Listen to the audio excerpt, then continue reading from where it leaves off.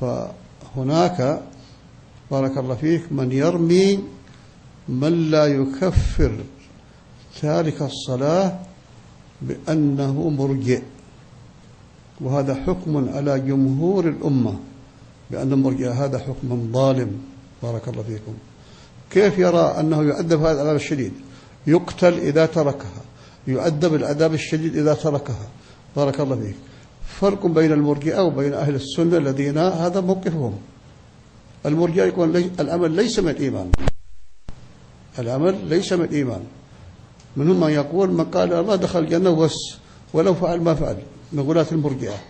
أهل السنة يحاربون هذه الاتجاهات ويقول أنه يعذب العذاب الشديد ويقتل في الدنيا وإلى آخره. كيف يقال فيهم مرجئة؟ بارك الله فيك. ثم اخترعوا أصلا آخر، جنس العمل، ليحاربوا به أهل السنة. جنس العمل تارك العمل. بارك الله فيك. طيب الذي يكفر تارك الصلاة هل يرى له عملا؟ الذي يكفر تارك الصلاة هل يرى له عملا؟ لا يرى له عمل. إذن هم مرجئة. أحمد والشافعي وغيرهم من أمر مالك والإسلام كلهم مرجئة على مذهب هؤلاء الغلاة الحدادية وأذنابهم. فمو هذا، هؤلاء يدندنون حول الطعن في أئمة الإسلام، في ابن تيمية وابن القيم وأئمة الدعوة في نجد وغيرهم. بارك الله فيك. ويتظاهرون بحرب الموجودين، وهم والله هدفهم الأول هؤلاء الأئمة.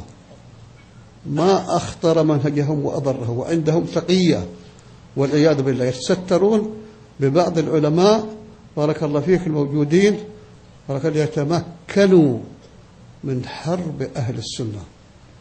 كيف يقول مثلا الإيمان قول وعمل يزيد وينقص، من لم يقل بهذا فهو مرجئ. بارك الله فيك. يقولون إن تارك العمل يعذب، تارك الصلاة يعذب، تارك العمل بارك الله فيك أشد منه، تارك الصلاة لا عمل له عند من يكفره. أوردوا عليهم هذا الكلام. إذا قال الذي لا يكفر تارك العمل مرجئ، قولوا أسألك هل الأئمة الذين كفروا تارك الصلاة هل يرون له عملا؟ يقول لا.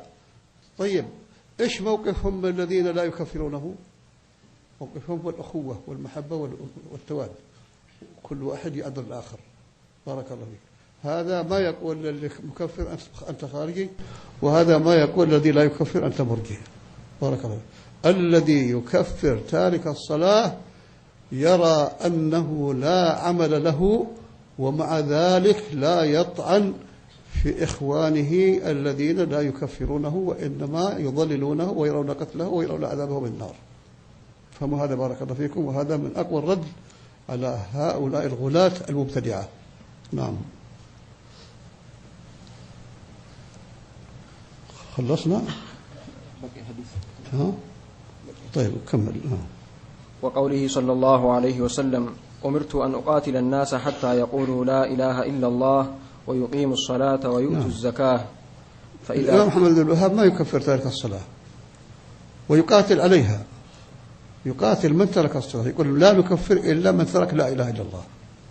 عندهم مرجع أن هؤلاء الخبثاء بارك. حتى قال بعضهم قبل أيام قال يجب أن تحرق الدر السنية قبل فتح الباري. هم من زمان فرغوا من فتح الباري ويرون إحراقه، خلافا للعلماء جميعا انفردوا بهذا الرأي الخبيث. فيه أخطاء لكن مليء بالعلم، ويحتاج إليه كل طالب علم وكل صاحب حديث. ما أحد يستغني عن فتح الباري من العلوم الغزيرة التي فيه.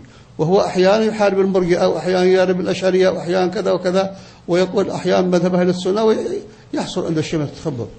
لكن العلم عنده علم غزير بارك الله فيه. لذا يحترمه أئمة الدعوة بارك الله فيك، وأهل السنة كما يحترمونه، إلا الحدادية هم ليسوا من أهل السنة، خالفونهم وأحرقوا هذا الكتاب.